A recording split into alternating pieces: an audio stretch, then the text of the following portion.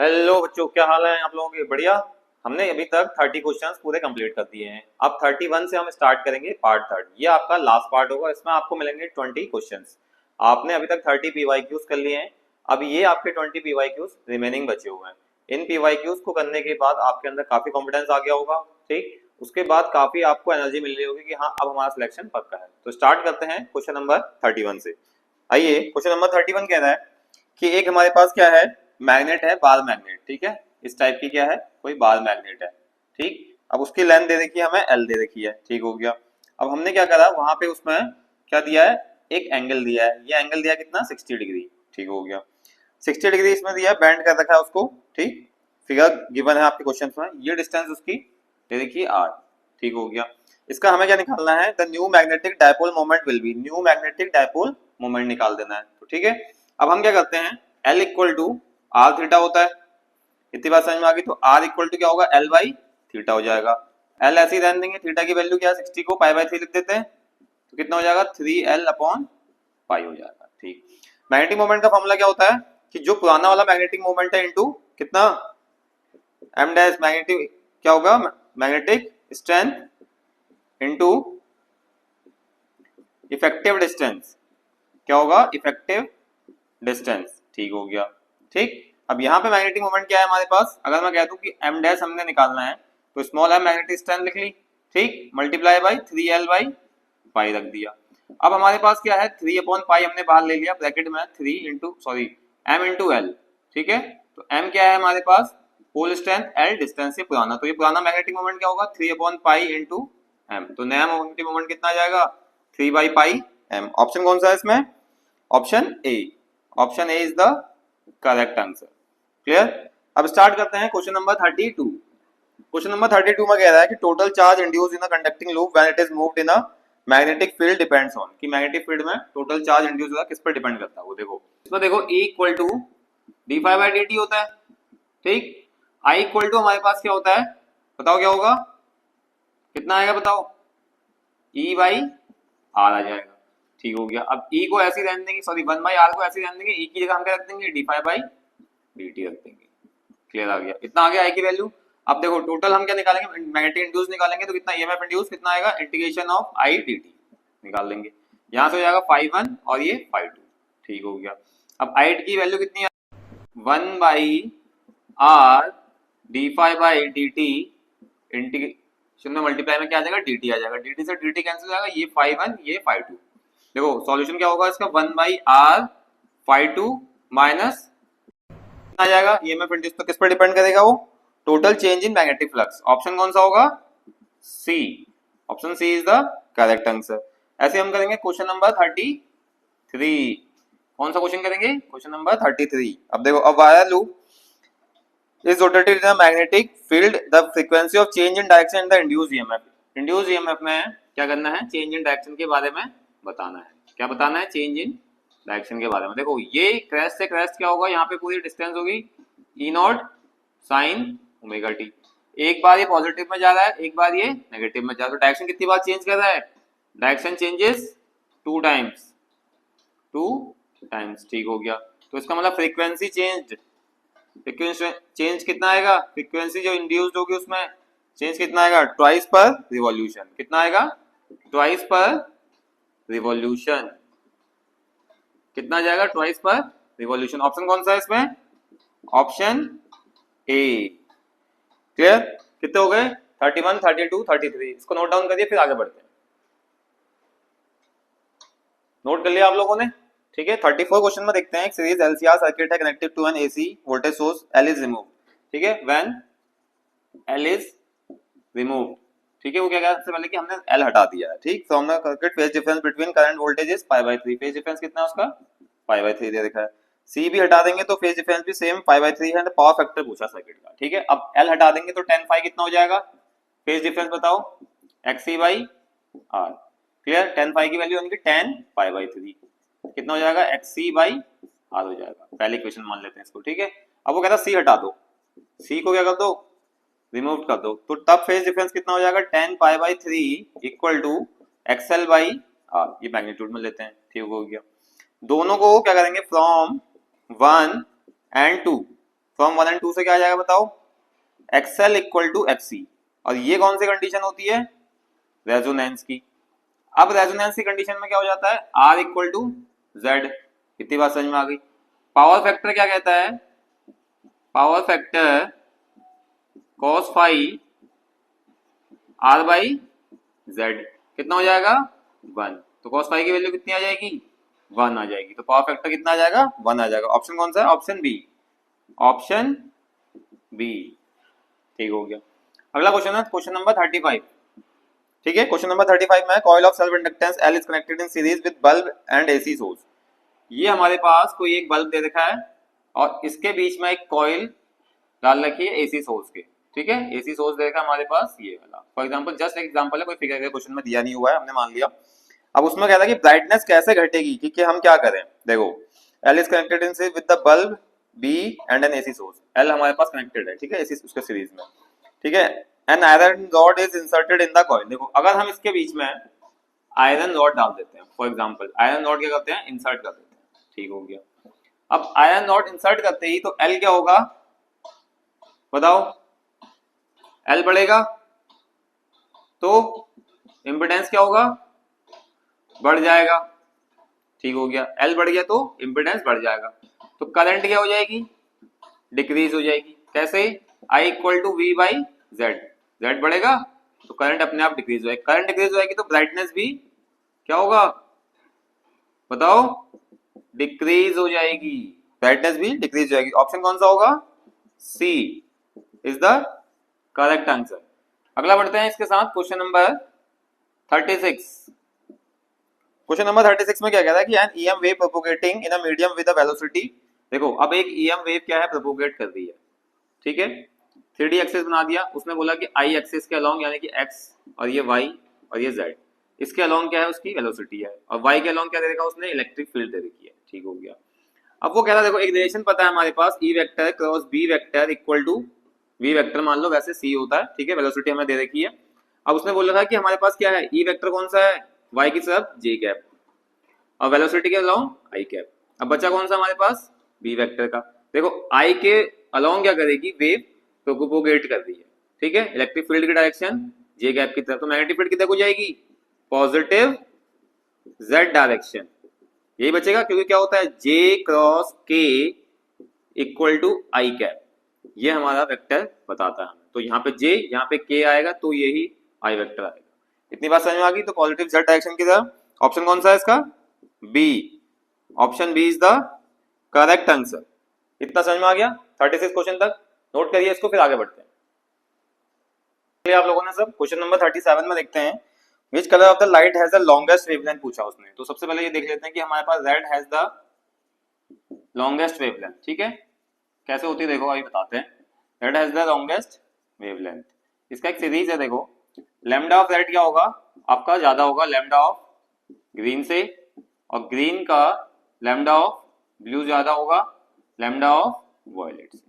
ठीक है, ये आपकी सीरीज है।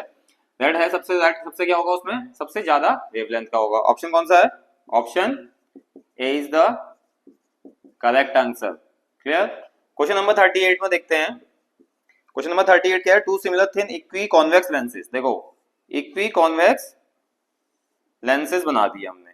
ठीक है, क्या बना दिए, इक्वी कॉन्वेक्स लेंसेज बना दिए। फोकल लेंथ दे देखिए उसकी, कॉम्बिनेशन की दे देखिए f1 और इसकी एक एक की ff मान लो। ठीक हो गया, क्लियर। बीच में क्या है, यहाँ पे एयर है, क्या है, एयर फील्ड है। तो 1 बाई कॉम्बिनेशन क्या होगा, 1/f प्लस 1/f, तो कितना हो जाएगा 2/f। तो f1 की वैल्यू कितनी जाएगी, f/2। एक पार्ट निकाल दिया। अब वो कह रहा है कि अब मैं इस कॉन्वेक्स इक्वी कॉन्वेक्स लेंस के बीच में क्या कर दूं, ग्लिसरीन फील्ड कर दूं। क्या कर दूं यहाँ पे, ग्लिसरीन, GLYCERINE ग्लिसरीन, जिसका इफेक्टिव इंडेक्स कितना है 1.5। ग्लास का भी 1.5, इस वाले लेंस का भी 1.5। ठीक हो गया। अब वो कह रहा है कि उसकी कॉम्बिनेशन कितना देगा 1/f2। अब देखो जैसे ये ग्लिसरीन फील्ड करेगा तो ये किसे बिहेव करेगा, कॉनकेव की तरह, कॉनकेव की तरह बिहेव करेगा। कॉनकेव में फोकल लेंथ -f होती है। क्लियर। तो 1/f प्लस 1/f, बीच वाला कितना हो जाएगा, माइनस प्लस -f हो जाएगा ये वाला। ठीक है, तो ये कैंसिल जाएंगे तो कितना बच जाएगा 1/f और 1/f2। ठीक है, कितना हो जाएगा f2 इक्वल टू f। निकालना है हमें रेशियो f1/f2। अब f1 की वैल्यू क्या है f/2 whole divided by f। f से f कट गया, कितना आएगा 1/2। तो f1/f2 इक्वल टू 1/2, ये इसका रेशियो आ रहा है। आंसर क्या है इसका? Option B. कौन सा ऑप्शन है? Option B.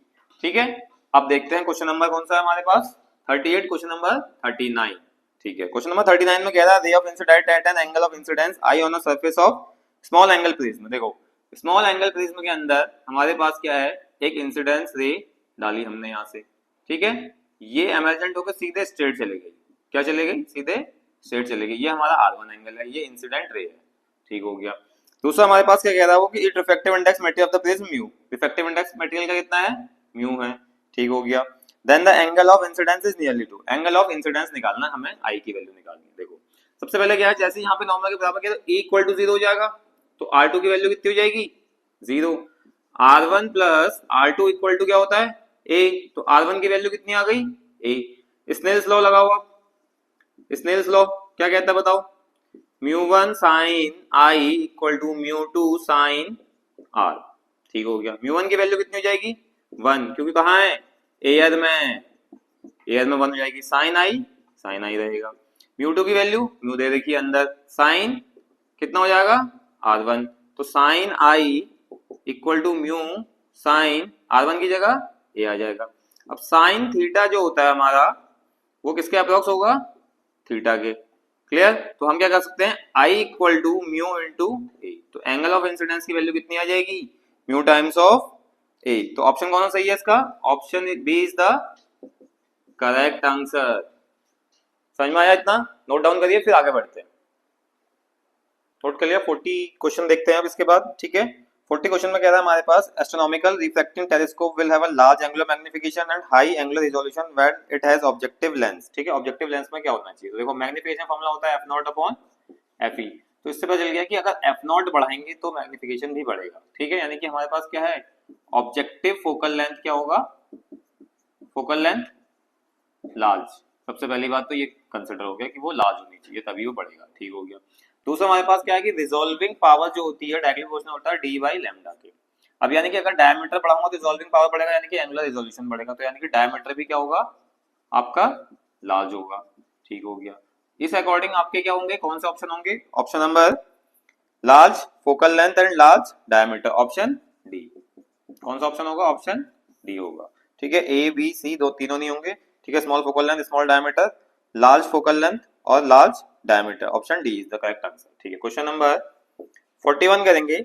To Young slit double experiment have width are in the ratio of W1/W2 equal to 1/25। ठीक हो गया। Ratio of the intensity maximum and minimum I max upon I minimum की value निकालनी है आपको। Simple सा question है, वैसे आप लोग इसे कमेंट बॉक्स में कमेंट करके बता सकते थे। ठीक है, चलो फिर भी करा देते हैं आप लोगों को। इसका रिलेशन क्या है? I1/I2 equal to W1/W2 equal to A1 square upon A2 square. ये हमारे पास एक रिलेशन है, इससे हमारे काफी क्वेश्चन बन सकते हैं, तो हमें रिलेशन याद होना चाहिए। ठीक हो गया। यहां से सॉल्व करते हैं। तो I1 अपॉन I2 की वैल्यू हमारे पास क्या है? 1/25। अब मैं इसको अगर ऐसे लिख दूंगा I2/I1 इक्वल टू 25/1। ठीक हो गया, यानी कि 25 मान लो। ठीक है, अब मैं एक निकालता हूँ कि I max का फॉर्मूला क्या होता है? I max का फॉर्मूला होता है √I1 प्लस √I2 का होल स्क्वायर। ठीक, और I मिनिमम का फॉर्मूला होता है √I1 माइनस √I2 का होल स्क्वायर। ठीक हो गया। अब मैं क्या करता हूँ, इसमें से I2/I1 को बाहर ले लेता हूँ। देखो I max upon I minimum ले लेंगे तो कितना बन जाएगा? √I2/I1 प्लस 1 और √I2/I1 माइनस 1 का होल स्क्वायर। ठीक हो गया।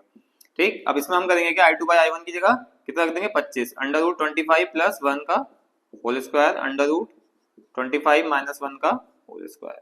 ठीक, अब यहाँ पे हमने सॉल्व किया, इसको कितना आया देखो 5 प्लस 1 अपॉन 5 माइनस 1 का होल स्क्वायर।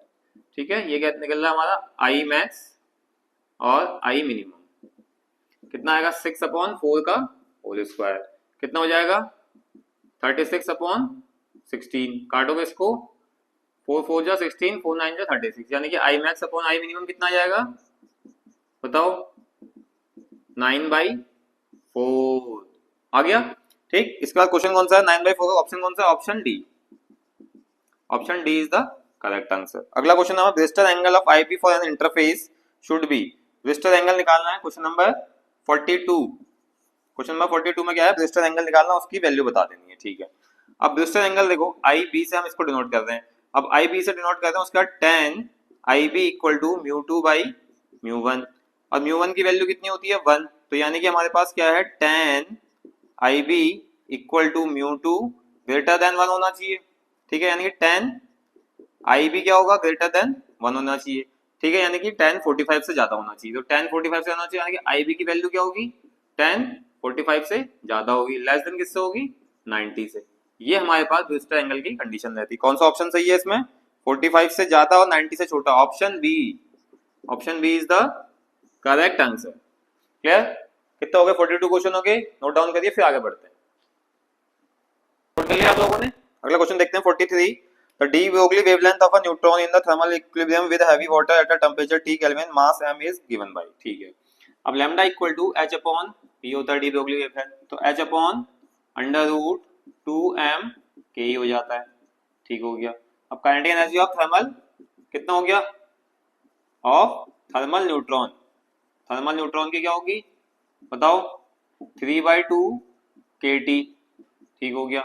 अब हम क्या करेंगे, यहाँ से वैल्यू रख देंगे इसमें, lambda equal to h upon under root 2m, kinetic energy क्या होगा 3/2 kT।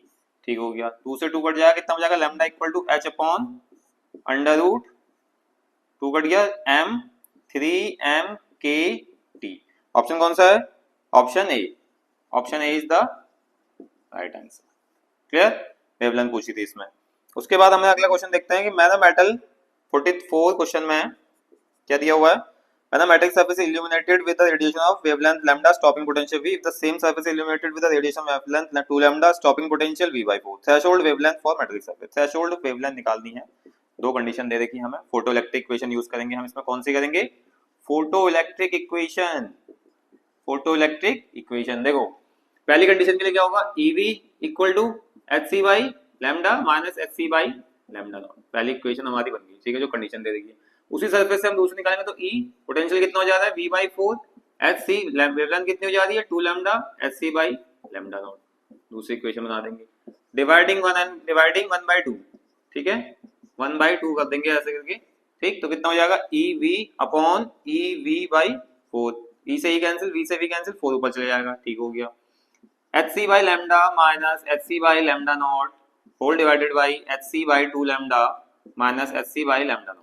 ठीक है, ये 4 ऊपर चले जाएगा, यहाँ से HC कॉमन आ जाएगा, 1 by lambda minus 1 by lambda not. Clear, उसके बाद नीचे से भी HC कॉमन आ जाएगा, 1/2 lambda minus 1 upon lambda naught.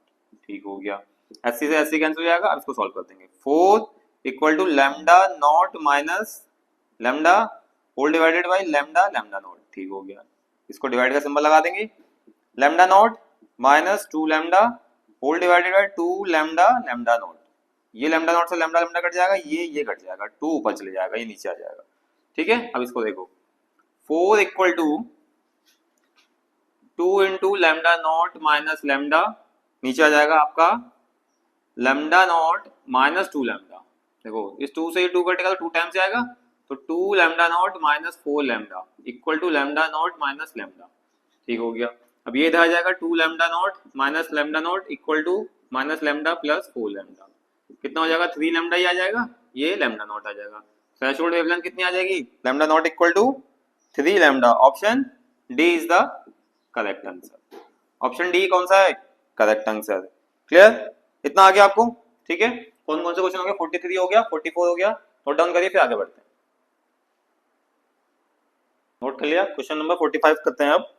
For which one of the following Bohr model is not valid. ठीक है, किसके लिए वैलिड नहीं होता, देखो बोहर मॉडल हमेशा, बोहर मॉडल क्या होता है, single electron species, single electron species के लिए वैलिड होता है। ठीक है, जैसे हाइड्रोजन एटम हो गया, ठीक है, और आपका हीलियम एटम हो गया। ठीक है, इन सब के लिए क्या होगा, वैलिड होगा। वैलिड किसके लिए नहीं होगा? जिसके ऑर्बिट के अंदर एक इलेक्ट्रॉन से ज्यादा होंगे, एक इलेक्ट्रॉन से क्या होंगे? ज्यादा होंगे, उसके लिए ये वैलिड नहीं करेगा। कौन सा ऐसा है? Singly ionised neon atom. जो नियॉन एटम है उसके अंदर क्या है हमारे पास? दो इलेक्ट्रॉन, एक इलेक्ट्रॉन से ज्यादा उसके ऑर्बिट में पाए जा रहे हैं, इस वजह से उसके लिए वैलिड नहीं है। तो ऑप्शन कौन सा हो गया? C is the correct answer. अगला क्वेश्चन करेंगे हम 46। 46 में क्या है? In spectrum of hydrogen the ratio of the longest wavelength in the Lyman series to the longest wavelength to the Balmer series. देखो लाइमन सीरीज का फॉर्मूला क्या होता है? 1 by lambda L R 1 by n1 square minus 1 by n2 square. ठीक, अब क्या करेंगे हम? 2 से 1 की तरफ को कर देंगे। अब देखो इसमें क्या होगा? n1 की वैल्यू कितनी हो जाएगी? 1 बाई 1 का स्क्वायर माइनस 1 बाई 2 का स्क्वायर। कितना जाएगा ये? 4 minus 1 3r by 4 1 by lambda L. यहाँ से लैम्डा एल की वैल्यू कितनी आ जाएगी बताओ? लैम्डा एल की वैल्यू आ जाएगी 4/3r। ठीक होगी। ऐसे बाल्मर सीरीज का निकाल देंगे हम अगर, तो 1 बाई लैम्डा बी कितना हो जाएगा बताओ? r 1 बाई 2 का स्क्वायर माइनस 1 बाई 3 का स्क्वायर। ठीक है, कितना होता है? क्योंकि 3 से 2 की तरफ। ठीक, अब r bracket 1 by 4 minus 1 by 9 कितना हो जाएगा? 9 minus 4 5 by r equal to 9 minus 4 5 और 36 5 बाई 36 तो 1 बाई लैम्डा बी। अब लैम्डा बी कितना हो जाएगा? 36 अपॉन 5 r आ जाएगा लैम्डा बी की वैल्यू। ठीक है, तो lambda L upon lambda B की वैल्यू निकालनी है। अब लैम्डा एल की वैल्यू कितनी है? 4/3r divided by 36 by 5r। इसको सॉल्व करेंगे, उल्टा ऊपर जाएगा, कितना जाएगा? 4/3 35 बाई 36। ठीक है, 4 1 जा 4 4 9 जा 36। ठीक है, तो कितना आएगा? 5/27। तो जो lambda L upon lambda B की वैल्यू आएगी, रेशियो आएगा उसकी वेवलेंथ का, वो कितना आ जाएगा? 5/27। क्लियर? कितना था? 5/27। Option C. ऑप्शन कौन सा है? सी है। अगला क्वेश्चन देखेंगे हम। क्वेश्चन नंबर कौन सा है हमारे पास? 47। क्वेश्चन नंबर 47 करेंगे। देखो यूरेनियम आइसोटोप है हमारे पास, क्या दे रखा है? U92 U235 बोल रखा है उसने। यूरेनियम आइसोटोप दे रखा है, is bombarded with a neutron, एक न्यूट्रॉन के साथ। कितना हो जाएगा? 0 and 1। ठीक, गिव्स क्या कह रहा है? जनरेट्स क्रिप्टॉन बना रहा है, कितना? 36 और 89। ठीक हो गया। 3 न्यूट्रॉन्स, 3 न्यूट्रॉन बना रहा है, तो कितना हो जाएगा? n0 n1 प्लस, और उसको पूछा गया है कि और कौन सा एलिमेंट बनाएगा इसके साथ जो इवॉल्व होगा। हीट तो होगी, तो ये हमारे पास क्या मान लेंगे? एक, इसको ए मान लेते हैं। चलो ठीक है, ए, ये एक्स और ये वाई। अब देखो हमारे पास क्या है, हम इसके मास नंबर पे इसको इक्वेट कर सकते हैं, कंजर्वेशन ऑफ मास लगा के, और इसको एटॉमिक नंबर पे भी। तो मास नंबर के हिसाब से करेंगे तो कितना आएगा? देखो हमें पता चल जाएगा। सबसे पहले 235 plus 1 equal to 89 plus 3 plus Y. ठीक हो गया। कितना आ रहा है? 236 माइनस कितना आ जाएगा? 9 3 12 92 92 हो जाएगा वाई की। अब कितना गया बताओ? 6 में से 2 गया 4, 13 में से 4 गया 4, 144। तो यानी कि y की वैल्यू जो आ रही है, ये कोई मास नंबर हमारा ऐसा होना चाहिए इसकी वैल्यू 44 आ रही है। वैसे इसमें देख के पता चल जाएगा ऑप्शन में 144 किसकी है? डी ऑप्शन की। तो option D is the correct answer. Option D is the correct answer. अब अगर इसको इक्वेट करोगे तो भी आपका वैल्यू वही आएगी जो इसमें आ रही होगी। ठीक है, इतना समझ में आ गया? नोट डाउन करें 47 तक, फिर आगे बढ़ते हैं। नोट कर लिया? क्वेश्चन नंबर 48 देखते हैं हम। ठीक है, क्वेश्चन नंबर 48 में कह रहा है अल्फा पार्टिकल कंसिस्ट ऑफ कितना? 2 प्रोटॉन और 2 न्यूट्रॉन। तो अल्फा पार्टिकल क्या कंसिस्ट करता है? 2 प्रोटॉन और 2 न्यूट्रॉन। क्लियर? इतना समझ में आ गया कि 2 प्रोटॉन और 2 न्यूट्रॉन कंसिडर करता है। ठीक है, तो ऑप्शन कौन सा होगा? ये थ्योरेटिकल क्वेश्चन था आपका। ठीक है, बहुत इजी वाला क्वेश्चन आ जाता है कई बार ऐसा भी। 49 क्वेश्चन में हमारे पास क्या एलईडी है constructed a PN junction diode of gallium arsenide phosphorus. Energy gap दे रखा है उसका, ईजी कितना दिया है? 1.9 इलेक्ट्रॉन वोल्ट। पूछा गया है इसमें वेवलेंथ पूछी है। ठीक है, वेवलेंथ पूछी है, तो E equal to H nu होता है, तो एच सी बाई लैम्डा, ये ईजी मान लिया। लैम्डा की वैल्यू क्या हो जाएगी? एच सी बाई ईजी आ जाएगा। एच की वैल्यू कितनी होती है? 6.63 into 10 to the power minus 34। C की वैल्यू कितनी होती है? 3 into 10 to the power 8 metre पर सेकेंड। ठीक है, ये ईजी कितना है? 1.9 इलेक्ट्रॉन वोल्ट। इसको कन्वर्ट करोगे तो 1.6 into 10 to the power minus 19 से डिवाइड कर दोगे। सॉल्व करोगे तो कितना आ जाएगा? 654 नैनोमीटर अप्रोक्स आपकी वेवलेंथ आ जाएगी। 654 के अकॉर्डिंग हमारे पास क्या दे रखा है, सी ऑप्शन। तो option C is the correct answer, option C is the correct answer. Question number 50 है, लास्ट क्वेश्चन हमारे पास इस सीरीज का। क्वेश्चन नंबर 60 कह रहा है for transistor action which of the following statement correct. ठीक है, कौन सा स्टेटमेंट करेक्ट है। अब देखो एक ट्रांजिस्टर दे रखा उसने, ठीक है, उसमें इस टाइप का ट्रांजिस्टर बना रखा है, ठीक, ये हो गया सी, ये हो गया बी, ये हो गया ई एमीटर, ठीक है, इसके 3 जंक्शन दे दिए। अब वो कह रहा है कि एमीटर में अगर हेवीली डोप्ड होगा, एमीटर में क्या होगा, हेवीली डोप्ड होगा, तो क्या होगा, बेस एमीटर रीजन कौन सा होगा, थिन होगा, ठीक है। तो एमीटर रीजन के बेस वाला रीजन कौन सा होगा, थिन बनेगा, ठीक हो गया। अब थिन लेंथ वाइज कितना होगा, सी बी, यानी कि हमारे पास किसकी, कलेक्टर की ज्यादा, फिर एमीटर की, और फिर बेस की सबसे ज्यादा होगी।